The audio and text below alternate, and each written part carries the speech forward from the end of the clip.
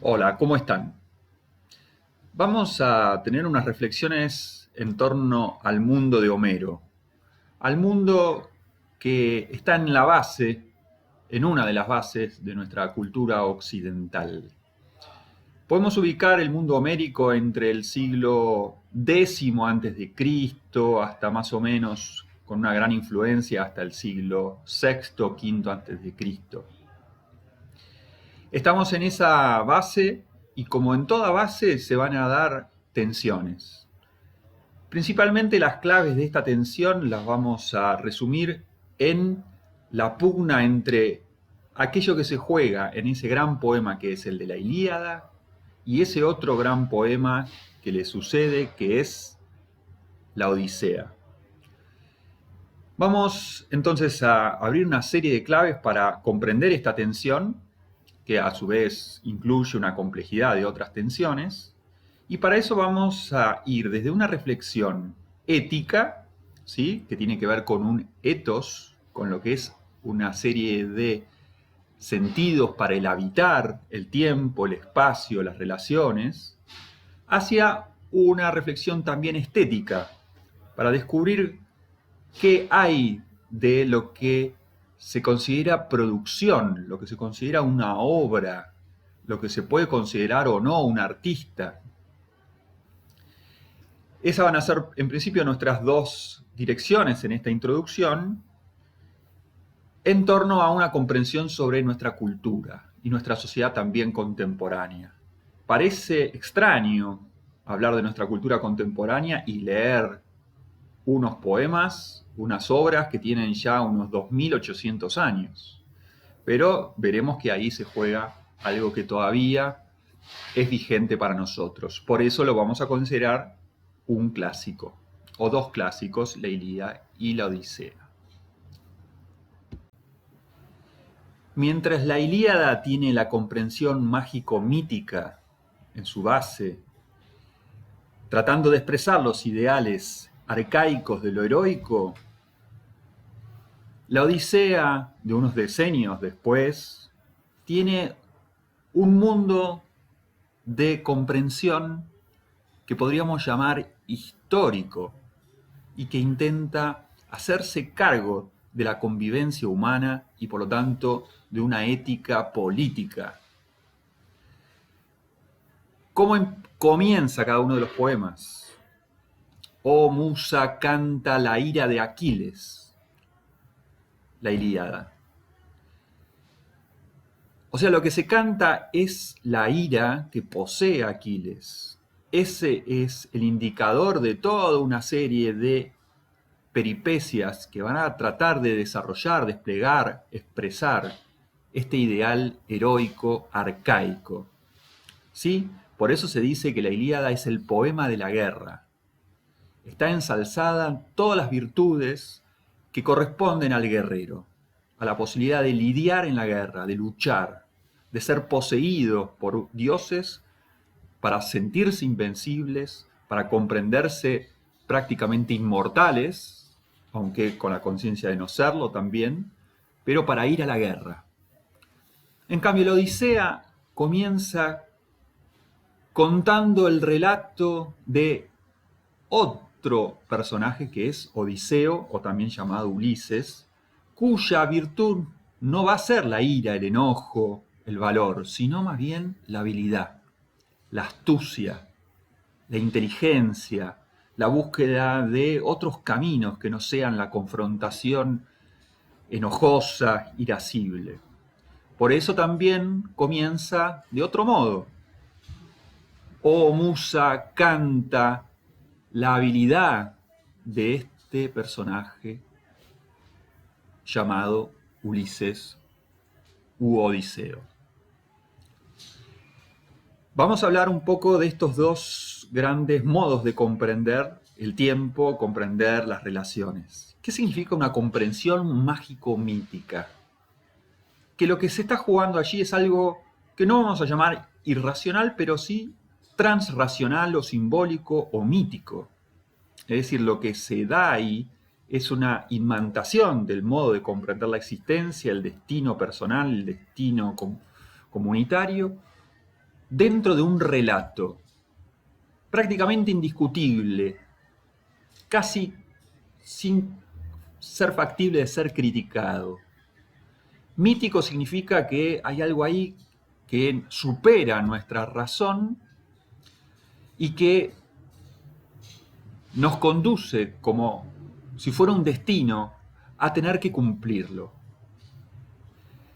Por otro lado, la comprensión del tiempo, del espacio, de las relaciones como históricas, abren un margen de racionalidad, un margen de acción ética que permite el juego de la libertad, el juego de las decisiones, el juego de una lectura de qué está ocurriendo y qué otros modos tenemos para pugnar con estas tensiones que pueden ser la de la naturaleza, la de los dioses, la de los contrincantes, la de los monstruos, todo lo que se va a jugar allí en la Odisea. ¿En pos de qué?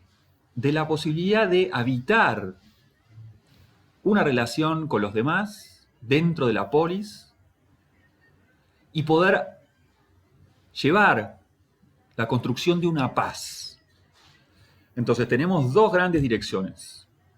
Una, la Ilíada como el poema que canta la guerra, los valores de la guerra, de la bella guerra, de la guerra que tiene sentido. Nada que ver con las guerras modernas, cuyos sentidos e intereses pueden ser bastante más abyectos. Por otro lado, el poema de la paz. Cómo llevar adelante la comprensión de una construcción de aquello conquistado en un despliegue histórico. Mientras la modalidad mágico-mítica es prácticamente instantánea, fuera del tiempo, donde se juegan las intensidades a su mayor esplendor, tenemos, en cambio, la difícil tarea de aprender a habitar los vínculos. Y ahí tenemos entonces una de las grandes claves de lectura de la Odisea. El aprendizaje de 10 años de Odiseo para dejar ese gran ideal de la guerra y descubrir otros modos de relacionarse, y eso va a llevar, imaginemos una transición de madurez entre más o menos los 30 años y los 40 años. Podríamos imaginar que esas son las edades de Ulises, entre que termina la guerra de Troya y retorna a Ítaca, que es su ciudad, demorándose 10 años para cumplir ese retorno. Una demora que, según el relato, va a parecer como que es culpa de los dioses, pero por otro lado podemos ir descubriendo la responsabilidad que tiene él como personaje, y esa manera de explorar los mares y las poblaciones vecinas en esos mares, siendo que ya no está jugándose una guerra, sino pareciera ser que si se mantiene esa modalidad heroica, arcaica, se degradaría el griego en un pirata. Y por lo tanto, esas diferentes pruebas van a ser pruebas de atemperar esas virtudes guerreras, conquistadoras, para descubrirse en otra posibilidad de relación con los vínculos. Por eso lo femenino va a ser un hilo conductor esencial para atemperar, para templar y dejar aflorar otros modos, otras virtudes, para lograr una ética de convivencia, una ética con otras temporalidades, con otras paciencias, que lleven a la posibilidad de reconquistar el cultivo de esa Ítaca que metafóricamente es agraria, pero que hablan de la posibilidad de vivir un reino de vínculos en una ética política comunitaria, en el retorno a la familia, a Penélope, al vínculo con sus hijos y con sus habitantes de Ítaca. Estas ideas las estoy desarrollando del libro de El mundo de Homero, de Pierre Vidal-Naquet, bibliografía breve, sintética, muy sabia. Y para dar unas reflexiones estético-culturales sobre el mundo de Homero, me sirvo de la bibliografía de Tatarkiewicz, Vladislav Tatarkiewicz. ¿Qué dice Tatarkiewicz sobre la estética arcaica? Hay por de pronto unas condiciones étnicas, el encuentro de varias culturas, la minoica, la micénica, la dórica, la jónica. Después hay condiciones geográficas, condiciones sociales y sobre todo una tensión entre creencias religiosas. Por un lado, una religión olímpica, más humana, más antropomórfica, donde se juega más la luz, la alegría, el orden, sin tanta magia y superstición, sin demonios o secretos, dando lo que después Nietzsche tomará como lo apolíneo, las formas que van siendo más constructivas y por lo tanto dan una dirección hacia la poesía, la arquitectura, las artes plásticas. Por otro lado, la gran tensión que se juega en los dioses subterráneos, esa otra gran dirección también de la religiosidad arcaica, más órfica, más vinculada con Dionisos, que tiene las características o rasgos de lo monstruoso, la oscuridad, los misterios, una suerte de mística, más vinculada con las bacanales, lo bárbaro, lo oriental, lo que se llama aórgico o dionisíaco en términos de Hölderlin o Nietzsche. Por lo tanto, algo que va a dar lugar más a lo expresivo y, por lo tanto, más vinculado a la música, a la poesía también, a la danza y el culto. Estas dos grandes direcciones, entonces, en la base de este condicionamiento cultural, ético y estético. Siguiendo a Tatarkiewicz, vamos a vincularnos con la poesía directamente de Homero. Se data a la Ilíada de más o menos el siglo VIII a.C. y a la Odisea del siglo VII. Tienen una continuidad de una detrás de la otra. Se puede discutir y hay discusiones en la posibilidad o no de si Homero fue una sola persona o fue una tradición.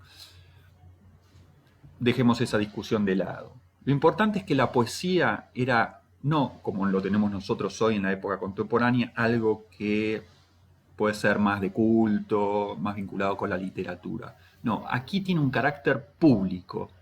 ¿Sí? La posibilidad del recitado, del cantado de estos poemas hablan de una perfección, pero de carácter público. Es un documento y a la vez un modelo, una serie de modelos éticos y estéticos para sobrellevar la existencia. Por lo tanto, tienen que ver con la educación de los griegos, la educación de varios siglos. ¿Sí? Pensemos que esto estaba en la base de esta cultura griega. Digamos algunas indicaciones sobre la estética de estos primeros poetas, sobre todo de Homero, que es quien nos ocupa. ¿De dónde viene la poesía? Sobre todo viene de las musas, vinculadas con los dioses. Pero también hay un testimonio que dice, pero también he aprendido de mí mismo. Así que es una combinatoria, una interpretación de ambas fuentes. ¿Cuál es el fin o la finalidad? Alegrar.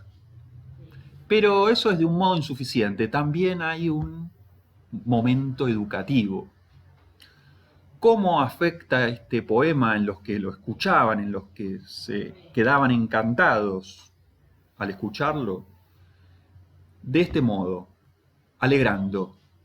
Algo así como las sirenas van a encantar también a Ulises en esa escena que luego comentaremos. ¿Con qué objeto o cuál es el objeto de estos poemas? Los hechos memorables, aquello que es digno de ser recordado, pero no como una especie de memoria o trámite histórico, sino como aquello que vincula la memoria con la verdad. Ahí está aquello que tenemos que nosotros encarnar, ejemplificar, imitar. ¿Cuál es el valor? nada más y nada menos que la voz de los dioses. El poeta es un inspirado,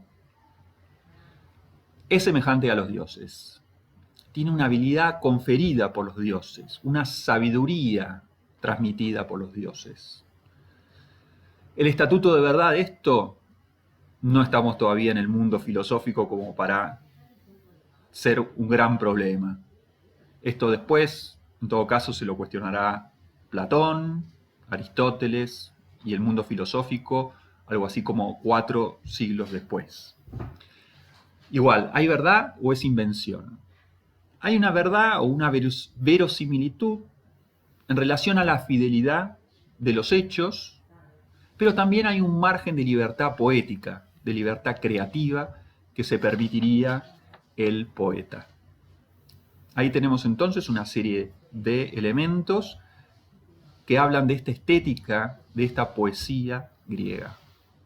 A continuación vamos a desarrollar algunos elementos que tienen que ver con la peripecia de Ulises para poder ver expresados estos elementos estéticos, éticos, culturales de este gran poema que va a ser la Odisea. Hagamos unas localizaciones argumentales, simbólicas, interpretativas de el poema de la Odisea. Del canto 1 al 4 nos encontramos con una telemaquia. Telémaco es el hijo de Odiseo, un hijo que no conoce a su padre. Parece ser que nace Telémaco cuando Odiseo, Ulises, se va a Troya. Y si contamos con que Troya dura 10 años, el asedio de Troya, hasta llegar a la conquista de Troya, suceden 10 años. Y luego otros 10 años de retorno. Por lo tanto, tenemos a Telémaco que tiene 20 años y es un joven que está en relación con su madre, es el príncipe, y su madre la reina de Ítaca, y está en la situación de sostener una tensión donde su madre está en espera o en desesperación de esperar a Ulises. Telémaco tiene esta prueba, probarse como adulto. Entonces, ¿cuál será la prueba y por lo tanto prueba para todo aquel que escucha lo que le pasa a Telémaco y lo toma como ejemplo? Es confrontarse desde el mundo de la niñez hacia el mundo adulto. ¿Cómo se va a dar esta iniciación? Con los elementos de las iniciaciones típicamente de los griegos y de los romanos. El niño en algún momento va a una cacería, va a una guerra, va a un viaje y vuelve transformado. Ese va a ser la prueba que va a tener Telémaco. Probarse con los pretendientes, encontrar que hay ahí una tremenda confrontación con el mundo adulto y entonces saldrá en busca de su padre. Por eso se habla de una telemaquia como un viaje también en busca del padre. ¿Quién es mi padre? ¿Quién fue? ¿Está vivo? ¿Cómo saberlo? Entonces va a ir a hacer un pequeño viaje a escuchar a aquellos que fueron los compañeros de su padre, de Ulises. En ese viaje va a saber quién es su padre y por lo tanto va a tener algunas preguntas y respuestas para quién es él. Y de ese viaje va a venir transformado y va a coincidir con el regreso de su padre y juntos van a tener la oportunidad de enfrentar a los pretendientes y de algún modo hacerse posesión de este reinado. Esa va a ser la gran prueba de Telémaco, acompañado por la diosa Atenea bajo el disfraz o bajo el avatar de el mentor. Es decir, va a haber ahí una compañía, un compañero divino, compañero, compañera divina de Telémaco, aquel o aquella diosa que también va a acompañar a Ulises. Hasta aquí entonces algunas indicaciones sobre Telémaco, el gran personaje de esos primeros 4 cantos de la Odisea. El canto quinto ya nos pone en las huellas de Ulises, Odiseo, nuestro protagonista. Está allí retenido en la isla de Calipso. Empieza con una intercesión de Atenea con Zeus para pedirle que deje que Calipso libere a Ulises. En principio Ulises llega por voluntad propia y se queda varios años, algo así como 7 años, 6 años, en la isla de Calipso, viviendo una vida próxima a la vida de los inmortales, tomando un néctar ahí que creo que se llamaba ambrosía, que era el alimento de los dioses, una suerte de vida semi-divina, inmortal. Ahora bien, ahora vamos a discutir lo que se juega o lo que se puede jugar como interpretación aquí, pero vayamos desde lo argumental. Está Atenea pidiéndole a los dioses, a Zeus y allí con los demás dioses del Olimpo, que lo liberen, que le permitan a Ulises retornar a Ítaca. Hermes va a ser el mensajero que va a acercarse a Calipso y el mensaje tiene que ver con unas condiciones de ese retorno y dice así: que vuelva sin compañía ni ayuda de dioses ni de hombres mortales, sobre balsa de múltiples trabas, penando en dolores. Entonces va a haber ahí unas condiciones. Va a volver, pero con estas condiciones. A todo esto, cuando lean la obra, cuando se familiaricen, van a encontrar que hay algo que ha hecho Ulises, Odiseo, que se gana, ¿sí? el enojo de los dioses, sobre todo de el dios del mar, ¿sí? Para los latinos Neptuno. A todo esto, entonces, al encontrarse Hermes en una entrevista con Calipso, encontramos que Calipso habla de envidia, ¿sí? Envidia de los dioses de que ella como diosa se haya enamorado de un mortal. Pero bueno, no es el punto o la intención de los dioses confrontarse necesariamente con Calipso. Ella va a pagar esa decisión de los dioses y también de Ulises. Ulises, en estos años en los cuales él se ha ido probando en la demora, ir o no ir hacia Ítaca, hacia Penélope, se ha demorado él también, podríamos decir, con intención de quedarse. Pero claro, después se aburre, termina viviendo esa vida mágica, pero donde no pasa nada. Es como vivir en una isla del Caribe tomando daiquiris durante 5 años. Claro, uno tiene esa imaginación de que es el paraíso, pero ¿qué pasa cuando eso se prolonga durante años? Y ahí está entonces el comentario o la descripción que hace Ulises, diciendo: lo encontró sentado en el mismo cantil, no acababa de secarse en sus ojos el llanto, se le iba la vida en gemir por su hogar, porque no le agradaba la diosa, pero ella imponíale su gusto y el héroe por fuerza a su lado pasaba la noche en la cóncava gruta.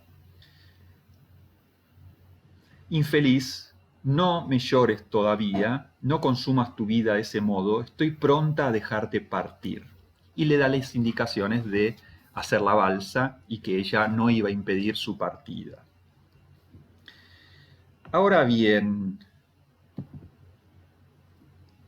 marcha pues pese a todo en buena hora, pero si ver en tu mente pudiese los males que antes de encontrarte en la patria te hará soportar el destino, seguirías a mi lado guardando conmigo estas casas, inmortal para siempre. Por mucho que estés deseando ver de nuevo a la esposa en que piensas un día tras otro. Comparada con ella, de cierto, inferior no me hallo, ni en presencia ni en cuerpo, que nunca mujeres mortales en belleza ni en talla igualarse han podido a las diosas. ¿Qué es lo que hay en las palabras de Calipso? Una reflexión, si quieren hay algo de chantaje, algo de advertencia. Mirá, una cosa es vivir como dioses, inmortales, y otra cosa es vivir como mortal? Esta es una de las grandes preguntas de la ética y estética existencial griega.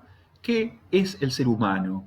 ¿Cómo probarse en las posibilidades? ¿Está tan ya determinado si somos hombres, si somos dioses, si somos algo intermedio? ¿Qué condiciones podemos vivir? Es una gran pregunta que todo Occidente se la va a seguir haciendo, ¿sí? ¿Cuáles son las capacidades, las posibilidades de lo humano? Vinculado con lo divino, como aquel horizonte de posibilidad inmenso, infinito de lo humano. ¿Sí? Los dioses están siempre en esa tensión. Y lo que se dice del mundo griego y romano, que la proximidad con lo divino estaba, pero a la vez la guardia de una distancia. ¿Sí? Esa frontera entre borrosa, difícil de discernir, entre lo humano y lo divino, entre lo mortal y lo inmortal. El mundo semítico, el mundo hebreo, lo habrá elaborado de otras maneras. Este es el modo de elaborarlo del mundo griego y romano. ¿Cuál es la respuesta que va a dar entonces Ulises? Dice: no lo lleves a mal, diosa augusta, que yo bien conozco cuán por debajo de ti la discreta Penélope queda a la vista en belleza y en noble estatura. Mi esposa es mujer inmortal, mientras tú ni envejeces ni mueres. Mas con todo yo quiero, que es ansias de todos mis días, el llegar a mi casa y gozar de la luz del regreso. Si algún dios me acosare de nuevo en las olas vinosas, lo sabré soportar. Sufridora es el alma que llevo en mi entraña. Mil penas y esfuerzos dejé ya arrostrados en la guerra y el mar. Le den colmo esos otros ahora. Así dijo, ya el sol se ponía, vinieron las sombras y marchando hacia el fondo los dos de la cóncava gruta, en la noche gozaron de amor uno al otro. Es decir, había en la base de su vínculo una amistad, un amor, pero Ulises extraña a Penélope y sobre todo Penélope y su reino y su hijo y su vínculo con lo terrenal, histórico, mortal. Todo este canto es esa gran hipótesis de interpretación que habíamos abierto al principio. ¿El ser humano está hecho para lo mítico divino o tiene que también entregarse a la vida histórica, a la vida de los vínculos, a la vida de la paciencia, a la vida de una temporalidad diferente a la únicamente heroica divina? Esta es la opción de Ulises por convertirse en un ser mortal, en habitar, en asumir su mortalidad. No es poca cosa, es decir, es realmente un gran aprendizaje, una gran pregunta. ¿Cómo vivir nuestro tiempo? ¿Cómo vivir nuestro destino? ¿Qué elecciones hacemos, ¿sí?, en esta posibilidad del viaje existencial? ¿Qué pruebas puedo darme? ¿Cuánto puedo demorarme? ¿Cuáles son mis decisiones para finalmente desplegar mi vida en algunas direcciones y no en todas? ¿Sí? Una pregunta filosófica, ético-filosófica. Este canto se los dejo para que ustedes lo lean, lo recorran. Es de una gran belleza porque en ese viaje por el mar, ¿sí?, en una barca frágil, con todos los elementos metafóricos que esto conlleva, va a hacer que Ulises, nuevamente asediado por ese dios del mar, haga que esa barca se destruya. Otra diosa va a ayudarlo, que es la diosa Ino, que le va a dar un manto para que él pueda dejar esa barca, lanzarse en una hermosa imagen que dice así: saltó luego de bruces al mar con los brazos abiertos y nadó con vigor. Es decir, se ha lanzado en un clavado al océano y nadado, y luego se despoja de las ropas y entrando en el mar, luego se va acercando a la costa y la costa es muy abrupta, hay rocas. Hay otro gesto que ha señalado un gran maestro de lectura, que es un maestro de vida mío. Me ha dicho: nota este gesto. las manos contra la piedra, ¿sí? Él allí contacta con la piedra, se sostiene en la piedra como hacemos cuando a veces estamos en el mar, que hay olas y la única manera de no ser aplastado contra las piedras es agarrarse bien fuerte de las piedras para sostener el embate del mar. Él siente el dolor en las manos. Pensemos que si viene de un mundo inmortal sin dolor, nuevamente ahora está contactando con el dolor humano, ¿sí? La textura de la piedra.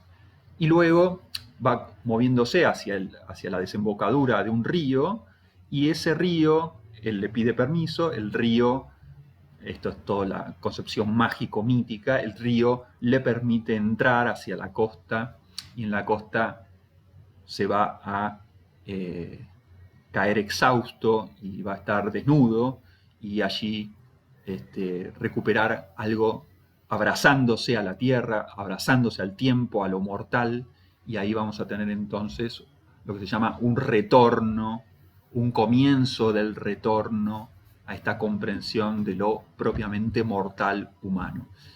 En síntesis, lo que tenemos acá es una gran decisión por ser hombre, cabalmente mortal. Para terminar esta primera parte, voy a dejar un poema de Jorge Luis Borges para que vean esta interpretación que fui haciendo resumida de un modo poético. Arte poética, mirar el río hecho de tiempo y agua, y recordar que el tiempo es otro río, saber que nos perdemos como el río, y que los rostros pasan como el agua, sentir que la vigilia es otro sueño, que sueña no soñar, y que la muerte, que teme nuestra carne, es esa muerte de cada noche que se llama sueño. Ver en el día o en el año un símbolo de los días del hombre y de sus años, convertir el ultraje de los años en una música, un rumor y un símbolo. Ver en la muerte el sueño, en el ocaso, un triste oro, tal es la poesía, que es inmortal y pobre. La poesía vuelve como la aurora y el ocaso. A veces en las tardes una cara nos mira desde el fondo de un espejo. El arte debe ser como ese espejo que nos revela nuestra propia cara. Cuentan que Ulises, harto de prodigios, lloró de amor al divisar su Itaca. Verde y humilde, el arte es esa Itaca, de verde eternidad, no de prodigios. También es como el río interminable, que pasa y queda y es cristal de un mismo, Heráclito inconstante, que es el mismo, y es otro como el río interminable. A modo de bonus track, vamos a ver por último la escena de Kirk Douglas haciendo de Ulises, junto con Calipso. Escúchame. Yo te daré algo que te hará olvidar todos tus sueños mezquinos. Tu mísero reino, tu mujer que envejece. No te marches. Y esta noche, el Olimpo conocerá un nuevo dios, Ulises. Inmortal. Este es mi regalo, el mejor regalo que jamás se haya hecho a un hombre.